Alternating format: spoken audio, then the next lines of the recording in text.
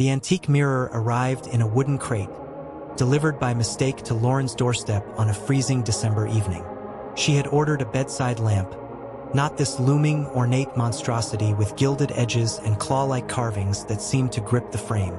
Curious, she called the store, but no record of the shipment existed. When she tried to return it, the courier service had no recollection of her delivery. Frustrated but intrigued, she dragged the mirror into her living room, its reflective surface strangely cold to the touch.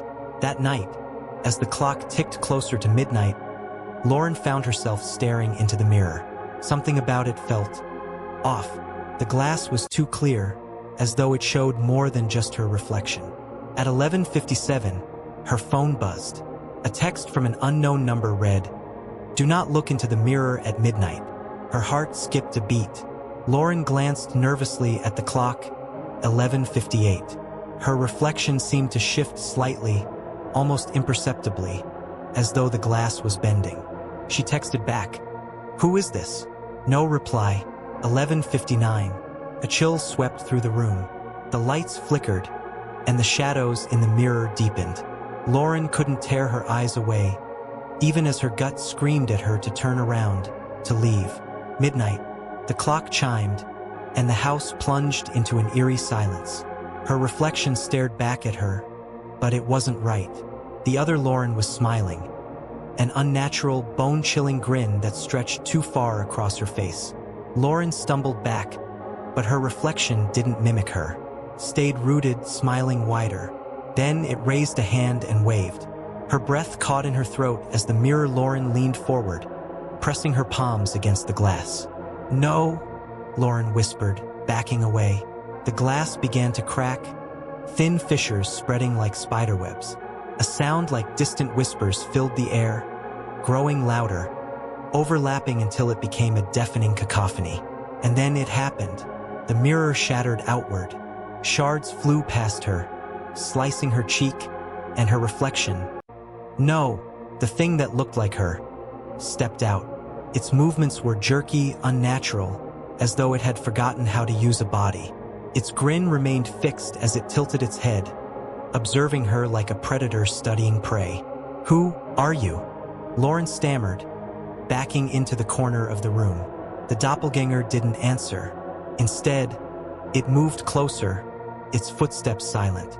Lauren grabbed a lamp and hurled it at the thing, but it didn't even flinch. The shards of the mirror on the floor began to tremble, vibrating violently before rising into the air, swirling like a cyclone around the creature. "Stop!"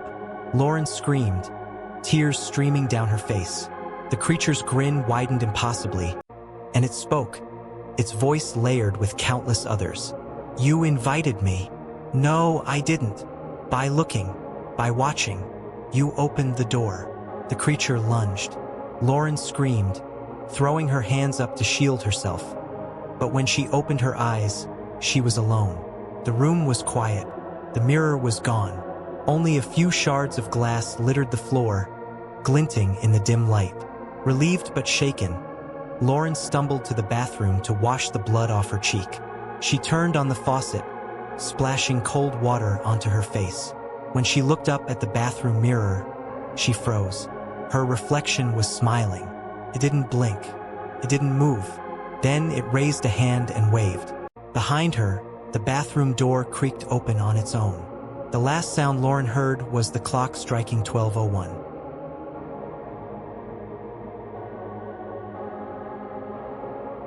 Marie had always been a sucker for New Year's resolutions. Each year, she meticulously crafted her list, hoping to forge a better version of herself. This year, though, felt different. She wanted something truly transformative.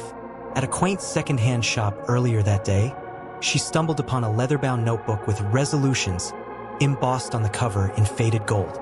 Its pages were yellowed, its corners frayed, but something about it called to her. It was past 11 p.m. when she curled up on her couch, champagne nearby, and opened the notebook. A faint, dusty scent wafted from the pages. She flipped through them, noticing faint, ghostly writing that seemed to disappear the longer she stared. Odd, but charming. With a fountain pen in hand, she began her list. 1. Lose weight. 2. Find love. 3. Be truly happy. As she wrote the third resolution, the clock on her wall chimed softly. 11:30 p.m.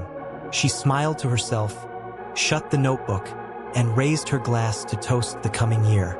The first sign that something was wrong came almost immediately. A sharp, searing pain shot through her stomach. She doubled over, spilling champagne onto the carpet. Racing to the mirror in her hallway, she gasped.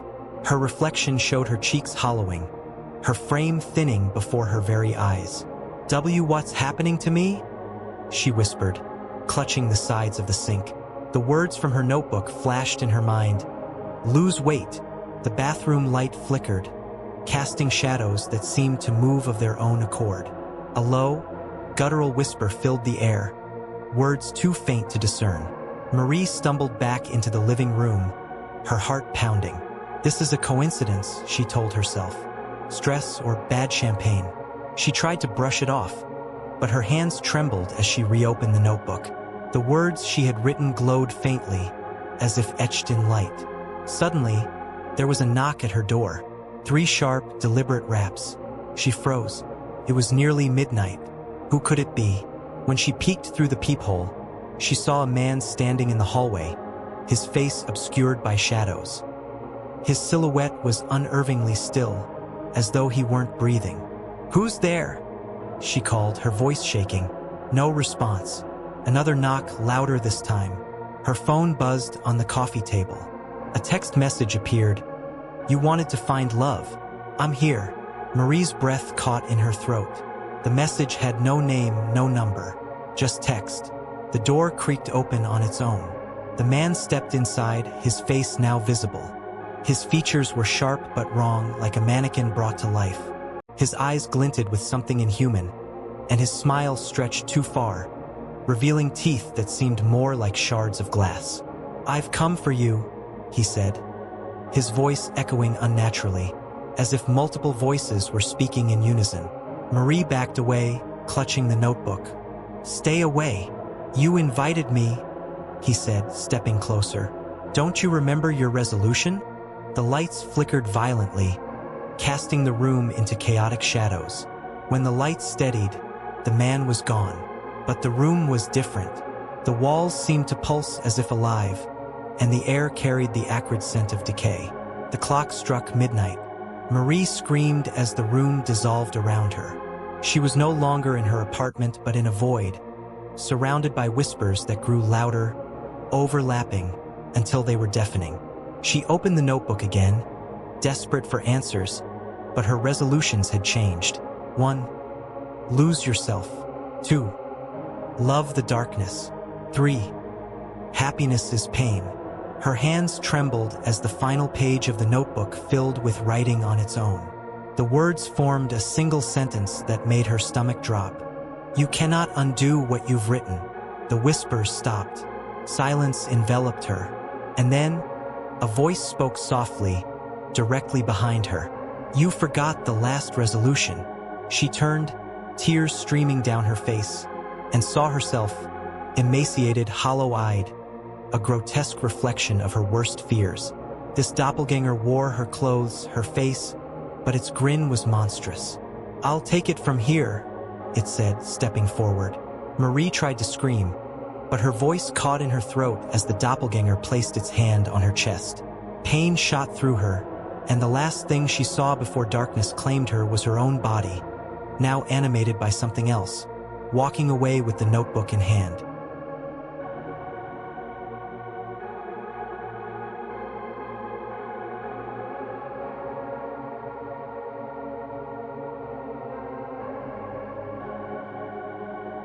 The town of Hallows Reach was known for its legendary New Year's fireworks display. Every year, tourists flocked from miles around to witness the sky ignite in a dazzling symphony of colors. But for the locals, the fireworks were more than just a spectacle. They were a ritual. Ella had lived in Hallows Reach her entire life, but she had always found the tradition odd. The fireworks were set off at exactly 12:01 a.m., not a second earlier, not a second later. And when the clock struck midnight, Every local would leave the viewing area and retreat to their homes, locking their doors and shutting their windows. This year, Ella's friends from out of town insisted on staying past midnight to see what the fuss was about. Against her better judgment, she agreed. The night air was crisp, and the town square buzzed with excitement as the final moments of the year ticked away. Stalls sold hot cocoa and cider, and children danced with sparklers in hand. But amidst the laughter, Ella noticed the tense expressions on the faces of the locals. Some cast furtive glances toward the forest at the edge of town. "Ella, relax," her friend Mark said, nudging her. "You're acting like we're about to summon a demon or something." She forced a laugh, but a chill crept up her spine as the mayor took the stage, holding a large brass bell. His voice boomed over the crowd. "Citizens and visitors alike, the countdown is upon us. Remember, at the stroke of midnight, all locals must return home." The tourists chuckled and whispered among themselves, but Ella noticed the mayor's hand trembling as he held the bell. The countdown began. 10, 9, 8. Ella's unease grew with each passing second. 7, 6. The locals began slipping away, their faces grim, their movements hurried. 5, 4. The forest beyond the square seemed to darken unnaturally, as if the trees themselves were inching closer. 3, 2. A low hum vibrated through the air, almost imperceptible but unmistakably sinister. 1. The bell struck midnight, its clang reverberating like a funeral toll. The locals scattered like leaves in the wind, disappearing into their homes and slamming their doors. Ella turned to her friends. "We should leave," she said, her voice shaky. "Relax," Mark said, grinning. "We're fine. Look, nothing's happening." But then the fireworks began. The first explosion lit up the sky in a cascade of crimson. Cheers erupted from the remaining crowd, but Ella's stomach dropped. The red sparkles didn't fade like normal fireworks. They lingered, twisting and coiling like living flames. Another firework shot into the sky, this one green. The crowd cheered again, but the green sparks began to form shapes. Faces. Twisted, screaming faces. "Do you see that?" Ella whispered, clutching Mark's arm. Before he could answer, the ground beneath their feet rumbled. A deafening roar tore through the air as the forest seemed to come alive. Shadows poured from the trees, tall and spindly, their limbs unnaturally long, their eyes glowing with the same crimson and green as the fireworks. The crowd screamed and scattered. The shadowy figures moved with horrifying speed, dragging people into the darkness. "We have to go," Ella screamed, pulling Mark and their other friends toward the town square's exit. But as they ran, the shadows closed in. One of her friends, Chloe, stumbled, and before Ella could reach her, a shadow latched onto Chloe's leg, dragging her into the forest. Chloe's screams were cut short, replaced by eerie silence. The fireworks continued, each explosion illuminating the carnage below. The shadows weren't just taking people, they were changing them. Those dragged into the forest emerged moments later, their faces blank, their movements stiff. They joined the shadows, hunting the remaining survivors. Ella and Mark reached her house, slamming the door behind them. She locked it and pulled the curtains tight. "What the hell is going on?" Mark whispered, his face pale. Ella didn't answer. Instead, she grabbed a candle and lit it, placing it on the windowsill. "What are you doing?" "It's the ritual," she said, her voice trembling. "The candle wards them off. That's why the locals go home and light them every year." Mark shook his head. "This is insane." A loud bang rattled the door. Mark grabbed a chair, ready to defend himself, but Ella froze. The shadows didn't knock. "Who's there?" she called. A voice answered, soft and familiar. "It's Chloe. Let me in." Ella's blood ran cold. She backed away from the door. "Don't open it," she whispered. Mark hesitated, looking between her and the door. "Please," the voice sobbed. "They're coming. Let me in." Mark made his choice. He unlocked the door. The moment the door opened, the shadowy figure that had once been Chloe lunged inside, its blank face splitting into a grotesque grin. Mark barely had time to scream before it dragged him into the darkness. Ella slammed the door shut and relit the candle, her hands trembling. She sat in the corner of the room, rocking back and forth, waiting for dawn. As the first light of morning broke, the shadows retreated, and the town square was silent once more. Ella stepped outside, her body shaking with exhaustion. The locals emerged from their homes, their faces calm, their expressions indifferent. "Another year," one of them said. Ella turned to the mayor, her voice breaking. "Why didn't you warn us? Why didn't you stop us?" The mayor smiled faintly, his eyes distant. "The ritual demands sacrifice. The fireworks, they aren't for celebration. They're for appeasement." Ella backed away, her chest tightening. Behind her, the notebook Chloe had carried lay on the ground. Scrawled across its pages, in crimson ink, was a single sentence. "Next year, it's your turn."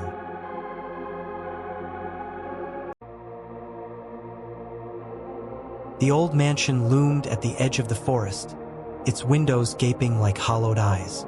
It was the perfect place for a New Year's Eve party, or so they thought. 8 friends gathered, a mix of laughter and bravado masking their unease. The rumor was that no clock in the mansion ever struck midnight. But they were young, skeptical, and craving thrills. What harm could it do? Inside, the air was heavy with the scent of mildew and something faintly metallic. The grandfather clock in the grand hall, an ominous centerpiece, ticked steadily. Its pendulum swayed as if tethered to the pulse of the house. "Let's make this night unforgettable," Derek announced, his voice cutting through the eerie quiet. He raised his drink as everyone cheered, their voices echoing unnaturally against the cracked walls. The party started off lively enough. Music played, glasses clinked, and the group took turns daring each other to explore the shadowy hallways. But as the evening wore on, strange things began to happen. The music warped, slowing to a distorted drone before cutting out entirely. Lights flickered, plunging the room into intermittent darkness. And then the ticking of the clock grew louder, so loud it drowned out their voices. Tick, tock, tick, tock. At 11:50 p.m., the power went out completely. The room fell silent, save for the relentless ticking. Jenna, the most superstitious of the group, clutched her boyfriend's arm. "This isn't funny anymore," she whispered, her voice trembling. "Relax," Derek said, forcing a laugh. "It's just a blackout." But no one laughed with him. The air had grown colder, and shadows seemed to stretch unnaturally along the walls. 11:55 p.m. The clock's chime rang out, low and mournful, vibrating through their chests. They huddled closer together, their breaths visible in the frigid air. "Did anyone else hear that?" Lisa asked, her voice barely above a whisper. "What?"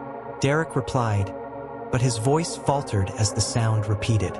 A faint, almost imperceptible whisper echoed through the room, growing louder with each passing second. It seemed to emanate from the very walls. "Get out. Leave. Now." Panic set in. "We're leaving," Jenna said, her voice breaking. She grabbed her coat, but when she turned toward the door, it was gone. Not locked, gone. The walls seemed to have shifted, enclosing them in a space that no longer resembled the room they had entered. 11:58 p.m. The whispering grew louder, now overlapping with an agonized wail that sent shivers down their spines. The ticking of the clock became deafening. They scrambled to find another exit, but every door they opened led them back to the same room, the same clock, the same suffocating sense of dread. "Stop!" Derek shouted, spinning toward the clock. "This is a prank, right? Right?" The clock struck 11:59. Its chime reverberated through the room like a death knell. The friends froze as a figure emerged from the darkness. It was tall, impossibly thin, its features obscured by a hooded cloak. The air seemed to warp around it, and the whispering ceased abruptly. In the silence, it raised a skeletal hand and pointed at the clock. The pendulum stopped. "We need to move," Jenna screamed, but no one could. Their legs felt rooted to the floor. The figure's hood fell back, revealing a face, or rather, the absence of one. A void stared back at them, endless and consuming. It opened its mouth, or what should have been a mouth, and an ear-splitting scream shattered the silence. 12 a.m. Midnight. Everything went black. When the lights flickered back on, the room was empty. The friends were gone. The clock ticked again, its pendulum swaying lazily. But the horror wasn't over. A week later, a new group of friends stumbled across the mansion, drawn by the same thrill-seeking curiosity. As they explored the grand hall, they noticed the antique grandfather clock. Its surface was polished, its brass gleaming unnaturally bright. But when one of them looked closer, they recoiled in terror. Encased within the glass pendulum were 8 frozen faces, mouths open in silent screams, the faces of the missing friends. As the clock ticked, the faces seemed to move, their eyes darting frantically as if begging for release. And then, just for a moment, the new group heard a faint, familiar whisper, "Run."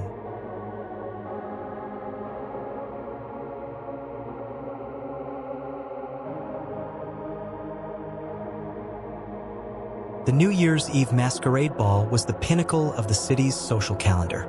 The grand hall of the Blackthorn estate glimmered with chandeliers, their crystals catching and fracturing the golden light. Guests swirled around in extravagant costumes, faces hidden behind ornate masks of feathers and jewels. Laughter and music filled the air, but beneath the mirth was an unshakable tension, like a string pulled taut and ready to snap. Vivian arrived late, her ruby-red gown trailing behind her like blood on polished marble. Her mask, simple, gold, and elegant, shone faintly in the dim light. She sipped champagne, scanning the crowd, searching for someone familiar. But none of the faces, or rather none of the masks, rang a bell. That's when she noticed him. The stranger wore a mask unlike any she had ever seen. It was silver, but not polished or gleaming. It seemed dull, almost tarnished, as if it absorbed light rather than reflected it. The intricate carvings on its surface appeared to shift ever so slightly, like something alive. His tall, lean frame exuded a quiet confidence that made him stand out in the bustling crowd. He caught her staring, his head tilted, ever so slightly, and then he began to move toward her. "Enjoying the party?" His voice was smooth, yet it carried an undertone that sent a shiver down her spine. "It's lovely," Vivian replied, trying to maintain composure. The stranger extended his hand, and before she could think, she found herself dancing with him. The world around her seemed to blur. The music grew faint, the other guests faded into the periphery. It was just the two of them moving in perfect synchrony. "You hide it well," he murmured, his voice barely audible over the violins. "Hide what?" she asked, her throat tightening. "The guilt," he said, and for a moment, the air seemed to grow colder. Vivian froze. "I don't know what you mean." The stranger chuckled, a low, almost predatory sound. "Don't you?" The room spun as he let her go. Suddenly, the music stopped. The crowd stood still, their heads all turning toward the clock mounted high on the wall. 11:59 p.m. The chandelier lights flickered, plunging the room into brief darkness. When they came back on, the stranger was gone. Vivian spun around, searching for him, her heart pounding. The guests resumed their revelry as if nothing had happened, but now their laughter sounded wrong. Too sharp, too hollow. A woman beside her leaned in and whispered, "You danced with him, didn't you?" Vivian blinked. "With who?" "The silver mask," the woman said, her eyes wide and fearful. "No one who dances with him makes it to midnight." Vivian laughed nervously, trying to brush it off as superstition. But her chest tightened as she glanced at the clock. The second hand moved impossibly slow, as if time itself were resisting. 11:59 and 30 seconds. The lights flickered again. This time, when they returned, the room was different. The chandeliers were gone, replaced by dripping stalactites. The marble floor had cracked and crumbled, revealing a dark, bottomless void beneath. The guests stood frozen, their masks now fused to their faces, their bodies unnaturally still. Vivian turned to run, but the stranger was there, blocking her path. His mask was no longer silver but black, as if charred by fire. "You can't leave," he said, his voice no longer smooth, but layered, like a chorus of whispers echoing from the depths. "What do you want?" she screamed. He tilted his head, his movements inhumanly slow. "I only want what you owe." The clock struck midnight. The chime was deafening, reverberating through her bones. The guests began to move, but not as people. Their limbs jerked unnaturally, their heads snapping toward her with sickening cracks. Vivian stumbled back, tripping over the edge of her gown. She looked up, and the stranger was directly above her, his mask inches from her face. "Happy New Year," he whispered. When Vivian woke, she was no longer in the ballroom. She stood in a cavernous, empty void. Her reflection stared back at her in a cracked, black mirror. Only it wasn't her. It was her wearing the stranger's silver mask. Her own face twisted and screamed behind the glass, banging silently to get out. She tried to pull the mask off, but it wouldn't budge. From behind her, a voice echoed, soft, amused, and chillingly familiar. "Don't worry, you'll get used to it. They all do." She spun around, but there was no one there. The mirror shattered, and with it, her last shred of hope.